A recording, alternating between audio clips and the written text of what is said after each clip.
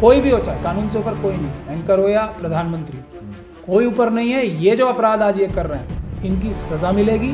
भारत का संविधान और कानून उसमें आपको पूरी इजाजत देता है कि जब तक आपकी जान को खतरा है तब तक आप जो भी कुछ करो, राइट टू प्राइवेट डिफेंस का। कौन कर रहा है? सभी के सभी आरएसएस के लोग।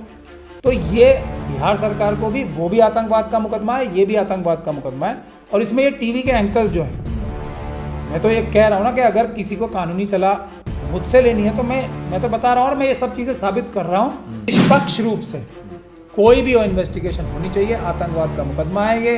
आप धारा 15 से लेकर 21 तक पढ़ लें, 120B की धारा लगेगी, उसमें इन्वेस्टिगेशन होगी।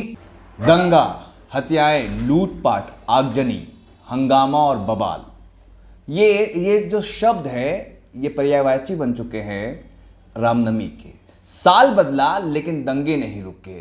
बिहार से लेकर बंगाल, बंगाल से लेकर गुजरात, तमाम हिस्सों में, देश के अलग अलग हिस्सों में जो है दंगे की आग जली हुई है। लेकिन क्या इस पर सियासी पार्टियां कब तक रोटी सेकती रहेगी और कब तक इसी तरीके से मासूम लोगों की जान जाती रहेगी? इसी पर हमारे साथ बातचीत करने के लिए सुप्रीम कोर्ट के जाने माने वकील, वरिष्ठ वकील महमूद प्राचा साहब हैं। उनसे जानेंगे कि आखिर कब तक ये चलता रहेगा, लाशों पर राजनीति कब तक होती रहेगी। सबसे सर पहले मैं जानना चाहूँगा आपसे, जो आपने देखा बंगाल, बिहार, महाराष्ट्र के औरंगाबाद हो, जलगांव हो, तमाम जगह पे हिंसाएं हुई, आगजनी हुई, लोगों की हत्याएं हुई, और रामनवमी आता है हर पिछले 3-4 साल। आपने देखा होगा पिछले साल दिल्ली के जहांगीरपुरी में क्या हुआ था, कैसा तांडव मचा था।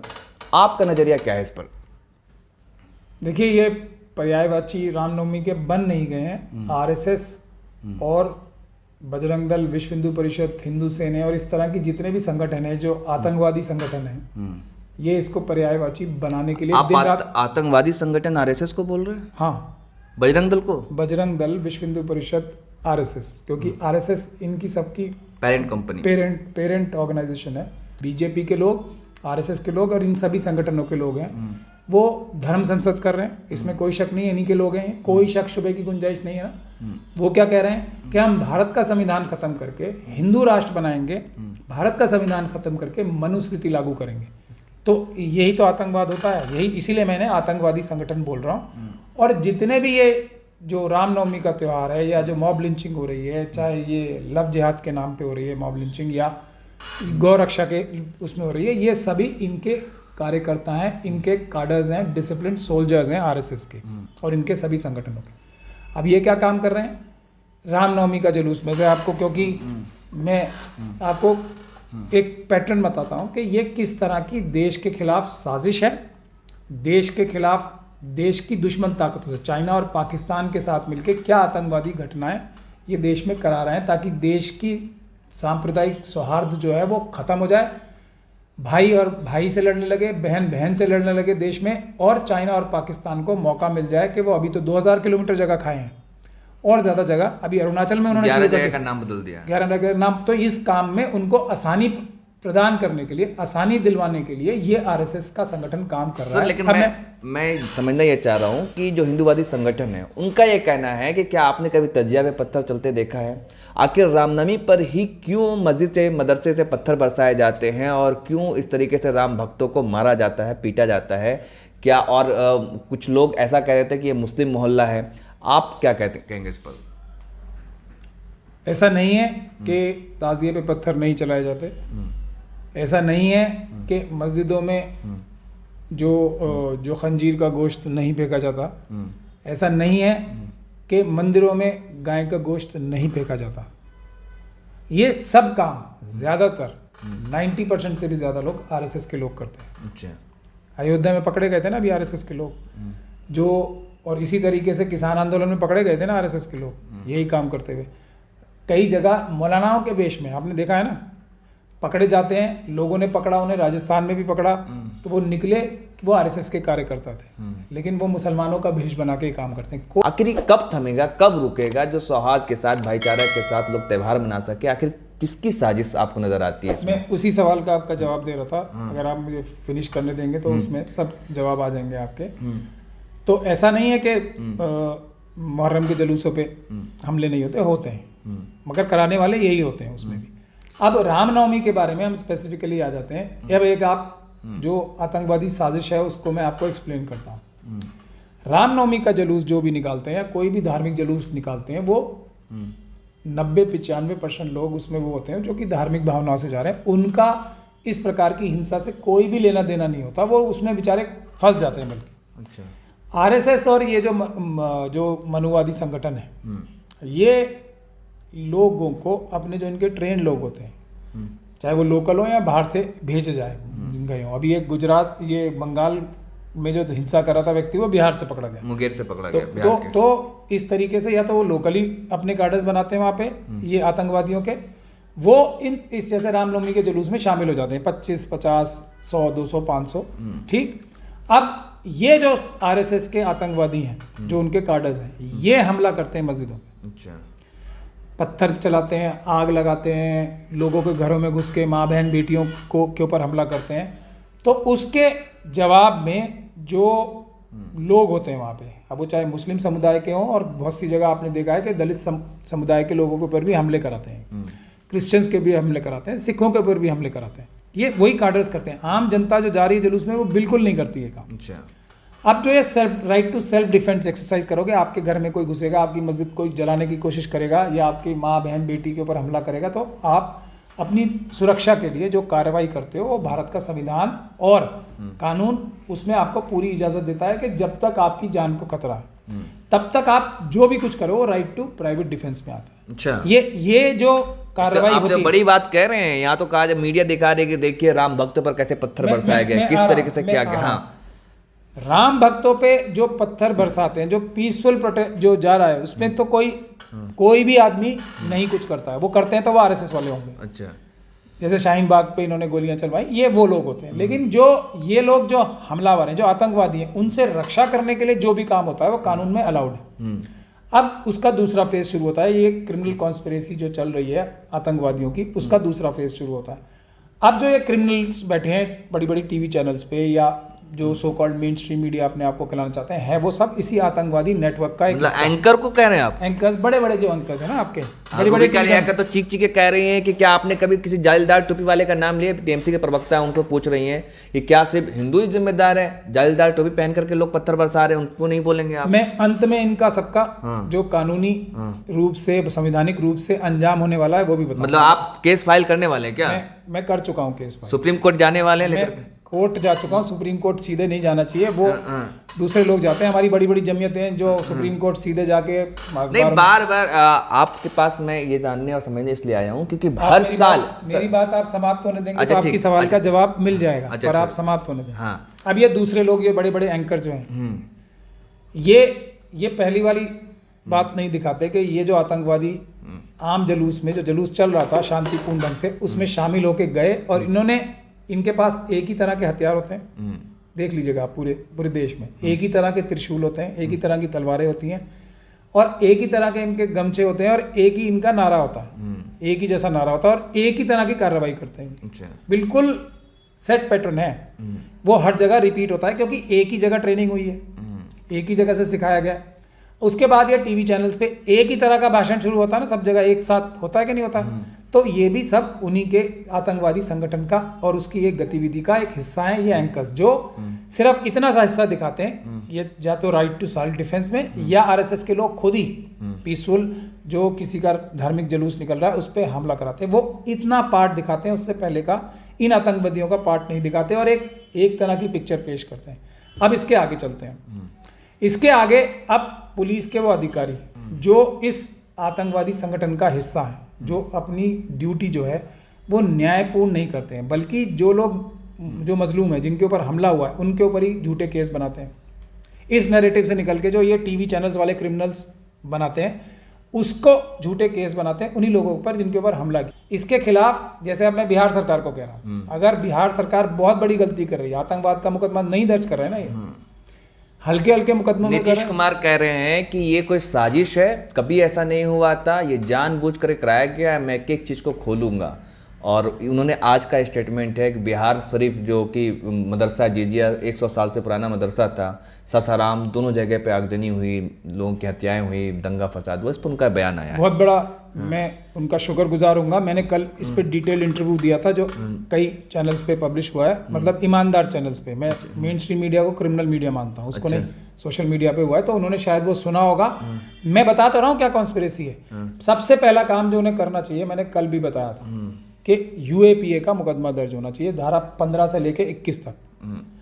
और उसके बाद इसके तार नागपुर में जो बैठे हैं ना, इनके जो ट्रेनर्स, मास्टर ट्रेनर्स बैठे हैं, वहां तक जाएंगे, पूरा देश ही सुरक्षित हो जाएगा, संविधान बच जाएगा एक सरकार सिर्फ। अच्छा। और ये स्टालिन साहब से भी मैं गुजारिश करूंगा, जो एक कश्यप पकड़ रखा है उन्होंने, ये कश्यप भी उसी इकोसिस्टम का, उसी आतंकवादी संगठन और घटना का हिस्सा है। वो बिहार के लोगों के बीच में और तमिलनाडु के लोगों के बीच में झगड़ा कराना चाह रहा था। करने के लिए कौन उसके पीछे कौन है? वही आरएसएस के संगठन, यही आतंकवादी संगठन। वो चाइना को देखो कितनी तरीके से मदद की जा रही है, पाकिस्तान को कितने तरीके से मदद की जा रही है। सिर्फ मुस्लिम कम्युनिटी को मनुवादियों से नहीं लड़ाया जा रहा है, तो देख रहे हो आप, हिंदी भाषियों को तमिल भाषियों से लड़वाया जा रहा है। कौन कर रहा है? सभी के सभी आरएसएस के लोग। तो ये बिहार सरकार को भी, वो भी आतंकवाद का मुकदमा है, ये भी आतंकवाद का मुकदमा है। और इसमें ये टीवी के एंकर्स जो है, मैं तो ये कह रहा हूँ ना कि अगर किसी को कानूनी सलाह मुझसे लेनी है तो मैं तो बता रहा हूँ, और मैं ये सब चीज़ें साबित कर रहा हूँ जो केस मेरे पास हैं। और इस केस में तो ये खुल के एकदम साफ सारे सबूत पब्लिक डोमेन में आ चुके हैं। पहले तो आतंकवाद का मुकदमा अगर नीतीश कुमार जी नहीं फाइल करा रहे हैं तो उनकी कोशिश जो है नाकाम होगी, सफल नहीं होगी। उनके ऊपर तो तुष्टीकरण का आरोप लगा रहे हैं। अभी अमित शाह दंगे के बाद ही वहां पर पहुंचे थे नवादा। उन्होंने कहा कि भाई दंगाई, अगर जिस राज्य में बीजेपी की सरकार होती है, दंगाइयों को उल्टा लटका के मारते हैं। सरकार हमारे हाथ में दीजिए, यूपी देखिए कितना शांत है, बुल्ली राज चल रहा है, इस तरीके का बयान आया।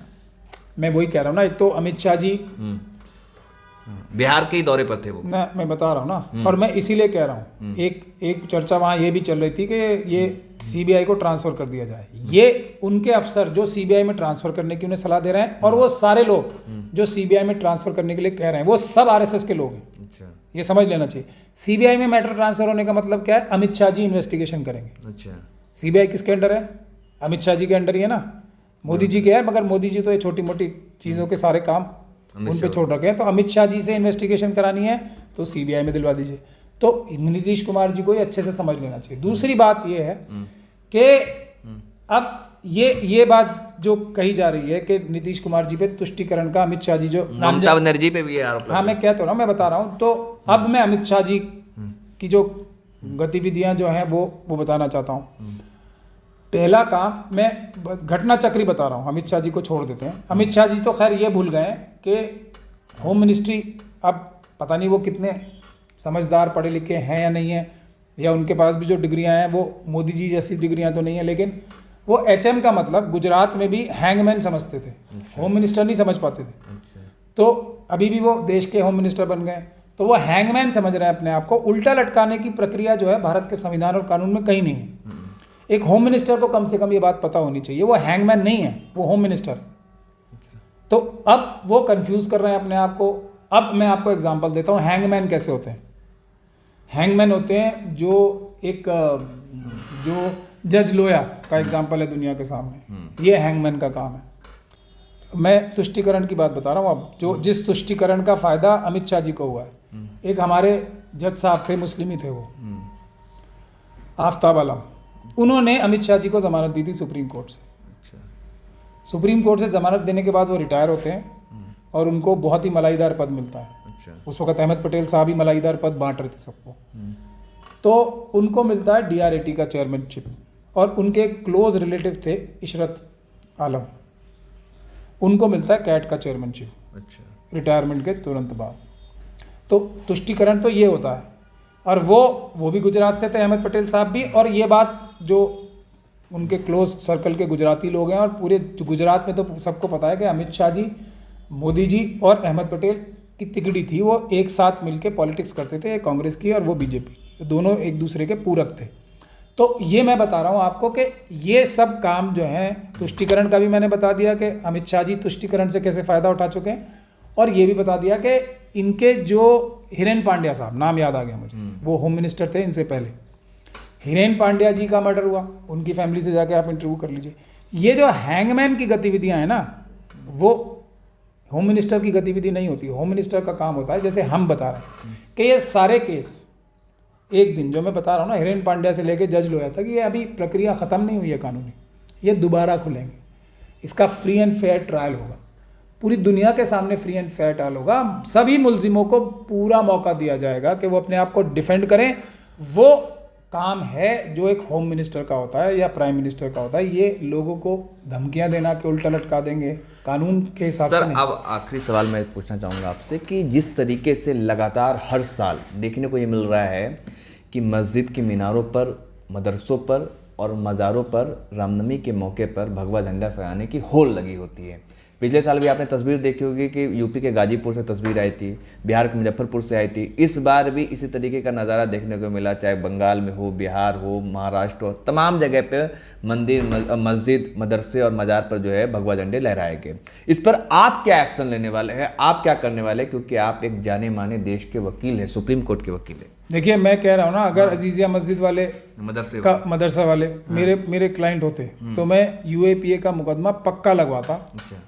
जैसे मैंने जहांगीरपुरी वाले मेरे पास आए, देर से ही आए, तो मैंने UAPA का मुकदमे की कार्रवाई शुरू कर दी।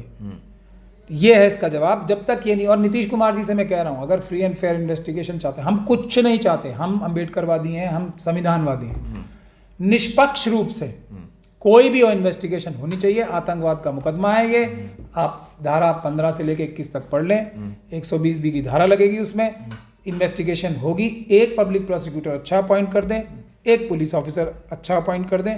पूरे देश में जो इन्होंने, ये जो आप कह रहे हैं ना कि हर जगह हर मस्जिद पे ऐसा मिला, ऐसा नहीं है। हर जगह यही आतंकवादी संगठन के मेंबर्स, कुछ मुट्ठी भर, ये काम करते हैं, बाकी आम जनता ये काम नहीं करती है। उन्हीं लोगों को आइडेंटिफाई करके उनकी सही जगह, सही कानून के प्रावधानों में जेल पहुंचाना है, आतंकवाद के मुकदमे में जेल डलवाना है, ताकि वो लंबे समय तक जेलों में रहें और बाकी लोगों को भी पता लग जाए कि ये जो हमें RSS वाले बताते हैं कि हम तुम्हें छुड़वा लेंगे, आओ हमारा आतंकवादी संगठन ज्वाइन करो, कोई तुम्हें कुछ नहीं कहेगा। हमारे पुलिस में भी सेटिंग है और सब जगह सेटिंग है, और हमारी सरकारों में भी सेटिंग है, अफसरों में भी सेटिंग है, हम कुछ नहीं होने देंगे और पैसे भी देंगे। ये सब इन्वेस्टिगेशन में खुल के सामने आ जाएगा और चाइना और पाकिस्तान को बहुत बड़ा धक्का लगेगा अगर RSS के खिलाफ ये इस तरह की इन्वेस्टिगेशन न्यूट्रल शुरू हो जाती है। और एक सवाल अंतिम में मैं ये जानना चाहूँगा कि पहले एंकर्स जो होते थे, जो न्यूज़ चैनल पे चलते थे कि भाई दो समुदाय में नाम भी नहीं लिया जाता था, अब तो खुलेआम एंकर ये कह रहे हैं भाई कि जलदार टोपी वाले पत्थरबाजी कर रहे हैं, जलदार टोपी वाले इस तरीके से देखिए घरों को तोड़ रहे हैं, उनका क्लिपिंग दिखाया जा रहा है। तो इस पर क्या आप कोई एक्शन लेंगे? देखिए, ये पाकिस्तान के और चाइना के एजेंट्स हैं सर, मैंने आपको अभी सारी कहानी एक्सप्लेन की है। तो अभी हम लोग संविधान वाले कर रहे हैं इलाज, इनका इलाज होगा, संविधान के रास्ते से होगा। और जो ये पाकिस्तान और चाइना को मदद करने के लिए पूरी ताकत लगा रहे हैं ना, इनको हम एकदम नाकाम करेंगे और इनको इनकी सही जगह, कोई भी हो, चाहे कानून से ऊपर कोई नहीं, एंकर हो या प्रधानमंत्री, कोई ऊपर नहीं है। ये जो अपराध आज ये कर रहे हैं, इनकी सजा मिलेगी, इससे बेफिक्र रहें। भारत का संविधान इतना कमजोर नहीं है कि इस प्रकार के क्रिमिनल्स को ना पकड़ सके। किसी भी प्रकार के क्रिमिनल्स को पकड़ने के लिए भारत की व्यवस्था मजबूत है और संविधान मजबूत है। आप बचेंगे नहीं, जो भी क्रिमिनल है वो पकड़ा जाएगा, आज नहीं तो कल। समय का इंतजार करिए, इन सभी क्रिमिनल्स का टाइम आएगा। बहुत बहुत शुक्रिया हमसे बात करने के लिए। ये थे हमारे साथ सुप्रीम कोर्ट के जाने माने वरिष्ठ वकील महमूद पराचा साहब, इनका साफ तौर पे कहना है कि जो ये तमाम तरह के जो भगवादारी लोग हैं, चाहे बजरंग दल के लोग हो, RSS के लोग हो, इनका ही हाथ होता है इस तरह के दंगे पर। और ये क्रोनोलॉजी को समझा रहे थे कि किस तरीके से हर साल योजना के तहत, साजिश के तहत ये दंगे कराए जाते हैं। और इन्होंने नीतीश कुमार हो या ममता बनर्जी हो, इन तमाम लोगों से अपील भी की है कि जितने भी दंगाई है उन पर UAPA के तहत मुकदमा लगाया जाए। इस पर आपकी क्या राय है, कमेंट कर जरूर बताएं। वीडियो पसंद आए तो ज़्यादा से ज़्यादा शेयर करें। धन्यवाद।